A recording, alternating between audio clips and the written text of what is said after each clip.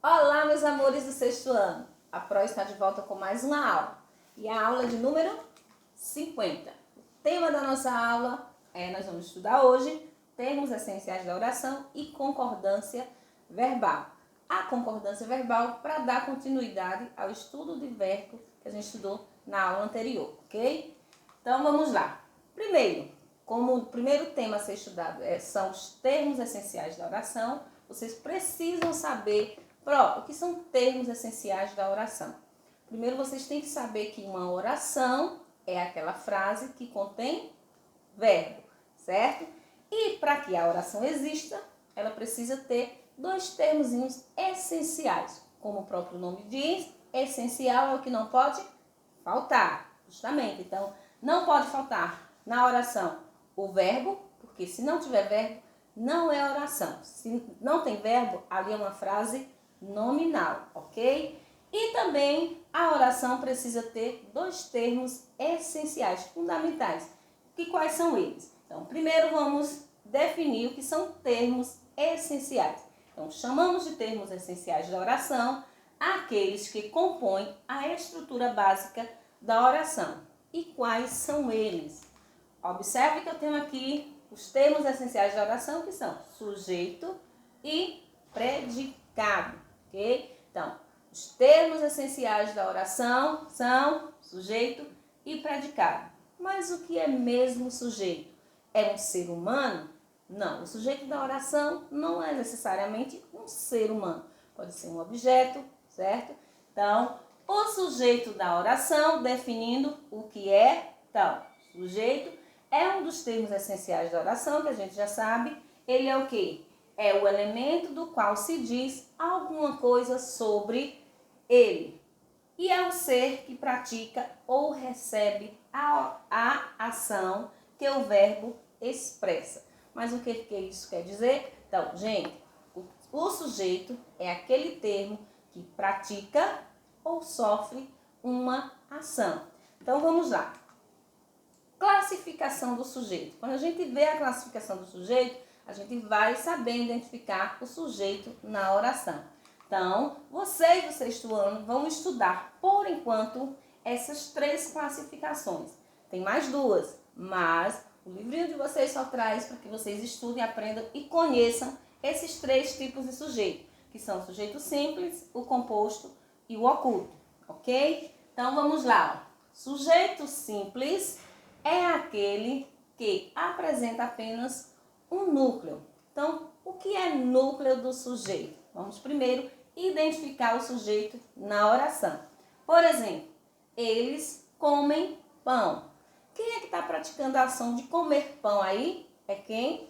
Justamente, eles. Logo, eles é o sujeito da oração.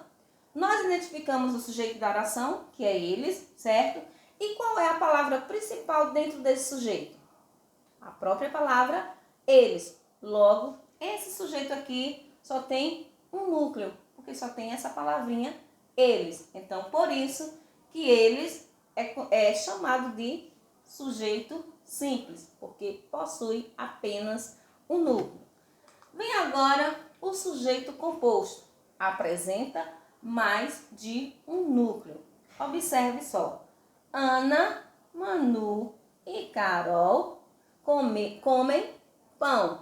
Observe que quem é que come pão, quem pratica a ação de comer pão? Ana, Manu e Carol. Nós encontramos três núcleos. Se o sujeito é Ana, Manu e Carol, dentro desse sujeito eu tenho três núcleos. Quais são eles? A palavrinha Ana, a Manu e Carol. Logo, aqui nós temos um sujeito composto. Por quê? Porque dentro desse sujeito eu encontrei mais de um núcleo, ok? Vamos para o sujeito desinencial ou oculto. Como a gente costuma sempre ouvir a classificação desse sujeito, a gente escuta mais por oculto, certo? Mas vocês podem ver em algumas gramáticas a classificação do sujeito também como sujeito desinencial. É a mesma coisa. Então, o que é um sujeito desinencial ou oculto? É aquele que não está presente na oração, mas podemos identificá-los, ou seja, nós sabemos quem praticou a ação. Observe aqui, ó. Compramos pão na padaria. Quem fez a ação de comprar pão na padaria? Se eu digo compramos, aliás, estou me referindo a que pessoa do discurso? Quando a gente estudou verbo, lembram, recapitulando, a gente estuda as pessoas do verbo. Primeira pessoa do singular, eu. Segunda do singular, tu. Terceira do singular, ele ou ela. Primeira pessoa do plural, nós. Segunda do plural, vós. E terceira do plural, eles ou elas. Então, as pessoas do discurso são esses pronomezinhos. Que pronomes são esses? Pronomes pessoais do caso ré, ok? Quando eu digo compramos, a forma verbal compramos, eu estou me referindo a qual pessoa do discurso? A eu, a tu, a ele, a nós, a vós, ou a eles ou elas? Então, é fácil de identificar. Compramos, eu me refiro a quem? A nós. Nós, primeira pessoa do plural. Mas esse nós não está escrito aqui na oração. Mas eu sei reconhecer quem praticou a ação de comprar pão na padaria. Foi nós.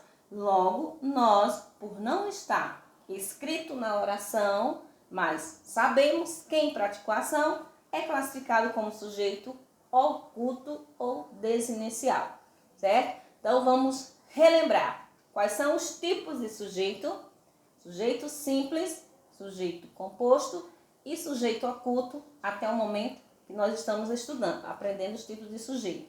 Gente, mas como termos essenciais da oração, eu tenho o sujeito e quem? E tenho o predicado. Lembra? São dois termos.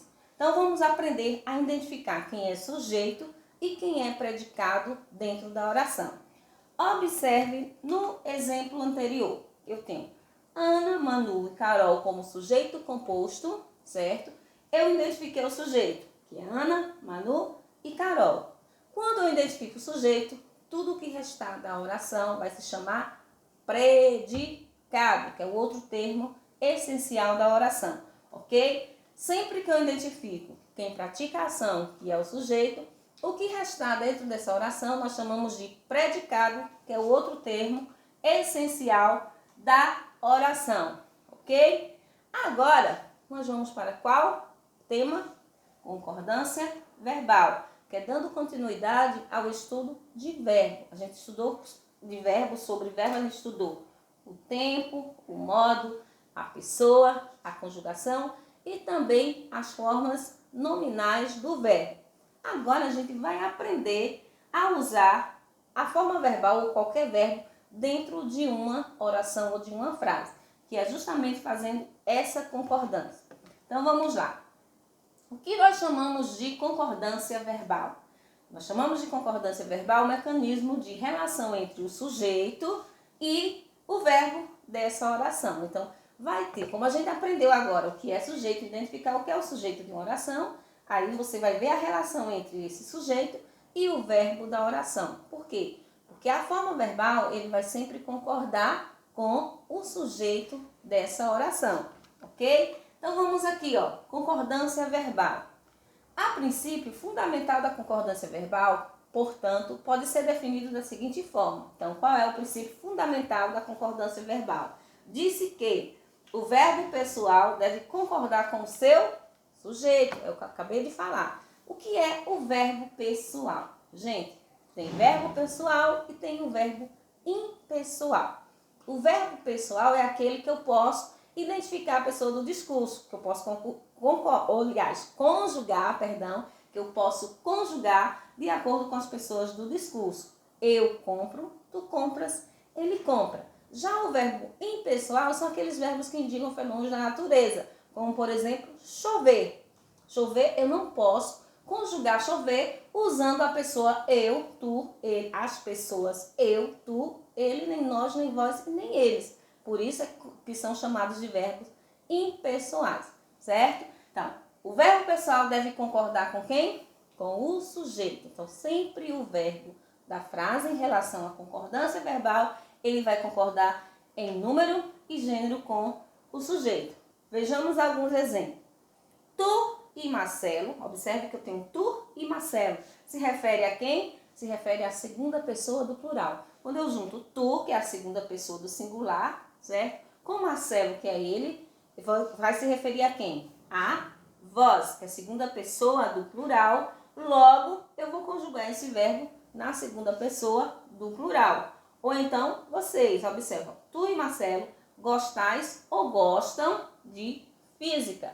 Eu posso concordar com a segunda pessoa do plural vós, ou então eu posso concordar com a terceira pessoa do plural você, do singular, ou do plural, que é você ou vocês, certo?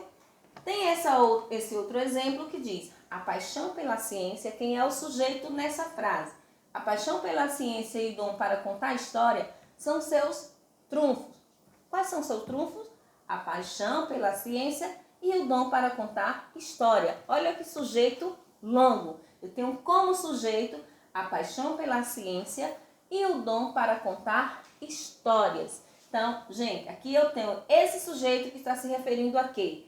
A eles, terceira pessoa do plural. Logo, eu vou conjugar o verbo ser na terceira pessoa do plural. Se eu me refiro a eles, é eles são. Okay? Se eu me referir a ela ou a ele é ou ela é. Tem que ficar no singular. Ok? Outro exemplo é: eu e Bernardinho jogamos na seleção carioca. Eu e Bernardinho está se referindo a qual pessoa do discurso? Eu e Bernardinho está se referindo a nós, primeira pessoa do plural. Logo, o verbo jogar tem que estar conjugado na primeira pessoa. Nós, se eu for conjugar o verbo jogar, se referindo a eu é eu jogo, tu jogas, ele joga, né? Nós o quê? Nós jogamos, está se referindo a primeira pessoa do plural, ok? Então, resumindo, nós temos que a concordância verbal, ela vai concordar, o verbo vai concordar com o sujeito da oração, em que? Em número e pessoa. Número singular e pessoa primeira, segunda, terceira pessoa do singular ou do plural, ok? Com base nesses exemplos, podemos formular outras regras para a concordância verbal. Que regras são essas? A primeira regra é quando o verbo vai para a primeira pessoa do singular. Quem é a primeira pessoa do singular? Eu, não é isso? Então, o verbo vai à primeira pessoa do singular se o sujeito é ou pode ser representado pelo pronome eu. Então, se está representado por eu, então o verbo tem que concordar com a pessoa que sou eu. Eu como, eu bebo, eu brinquei, certo? Então, você tem que concordar com a pessoa do discurso. Se o verbo vai à segunda do plural, quando é que ele vai para a segunda pessoa do singular? É se o sujeito é ou pode ser representado pelo pronome tu. Então, observe que essas regrinhas, o verbo concorda em pessoa, se é primeira, segunda ou terceira do singular, ou plural, que é o número desse verbo, certo? Então, o verbo vai para a terceira pessoa do singular, se o sujeito é ou pode ser representado pelos pronomes ele, ela ou você.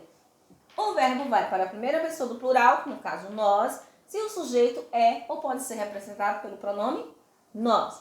Logo, o verbo vai para a segunda pessoa do plural, se o sujeito é ou for representado pelo pronome vós. E assim, o verbo vai para a terceira pessoa do plural, se o sujeito for representado ou pelo pronome o quê? Eles ou elas. Então, a regra de concordância, a regra básica de concordância é que o verbo, concordância verbal, é claro, porque depois, mais na frente, vocês vão ver que tem a concordância nominal, certo? Então, a regra básica de concordância verbal é que o verbo concorda em número e pessoa com o sujeito, ok? Nossa aula termina aqui. Um beijo a todos e fiquem com Deus.